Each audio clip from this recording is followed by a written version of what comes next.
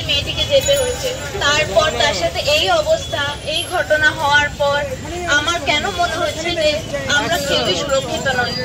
সেই জন্য আজকে আমাদের এখানে দাঁড় করানো, এবং এটা বলবো এটা শুধু নারীদেরই নয়, সবারই একবার প্রতিবাদ করা উচিত, সবারই এগিয়ে আসা উচিত, নিজের দিনের মধ্যে থেকে 1 ঘন্টা 2 ঘন্টা এই উদ্দেশ্যে দেওয়া উচিত। আপনারা সবাই এগিয়ে আসুন, শুধু মেয়েটির জন্য না, আগামী সব কজন, শুধু নারী সুরক্ষাই বলবো না, আমাদের পশ্চিমবঙ্গের উন্নতির জন্য। কারণ কি যেখানে এরকম মানসিকতার লোক বাস করে যে একটা মেয়েকে এরকম নির্মমভাবে আচরণ করা যায়, সেটা সুস্থ মানসিকতা না। এটা সামলানোর জন্যই আমাদের এগিয়ে আসা উচিত। সবাই আগে আসুন। নমস্কার।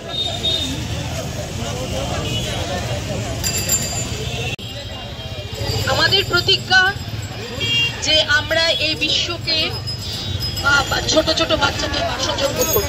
সুকান্ত ভট্টাচার্য কত বছর আগে তিনি বলে গেছিলেন,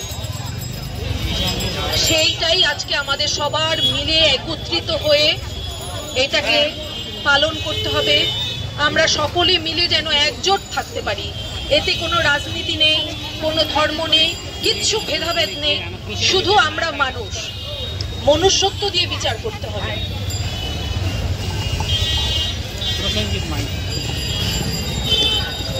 এখন আমাদের সামনে কিছু বলবেন আমাদের এই সুভাষগ্রাম হাসপাতালের একজন স্বাস্থ্যকর্মী প্রসেনজিৎ মাইতিকে কিছু বলার জন্য আমি আহ্বান করছি।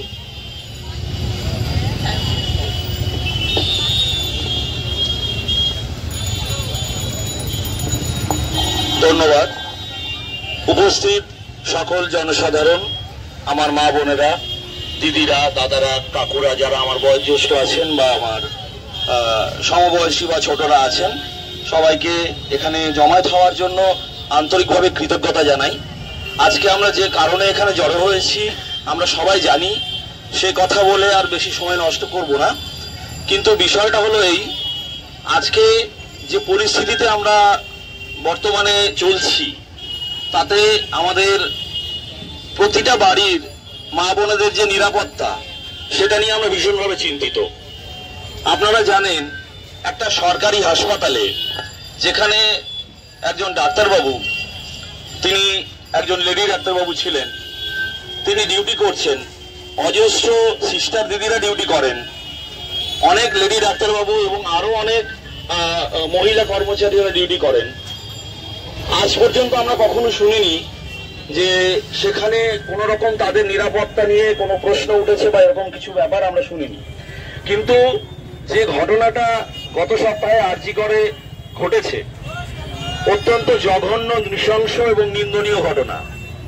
যে ঘটনার প্রতিবাদের ভাষা আরো জোরদার করা উচিত, এবং যে বোনটি, আমাদের ছোট বোনটি যে চলে গেছে আমাদের ছেড়ে, যাকে চলে যেতে দেওয়া হয়েছে, তার কি কোনো দোষ ছিল? তার একটাই দোষ ছিল, সে মানুষের সেবা করছিল, সে তার সার্ভিসটা দিচ্ছিল।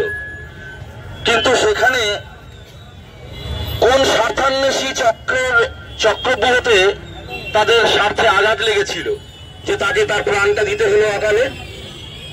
এ প্রশ্ন উঠেছে, এবং আমরা এ প্রশ্ন অনেকভাবে শুনতে পাচ্ছি, অনেক কিছু কথা আমরা শুনতে পাচ্ছি।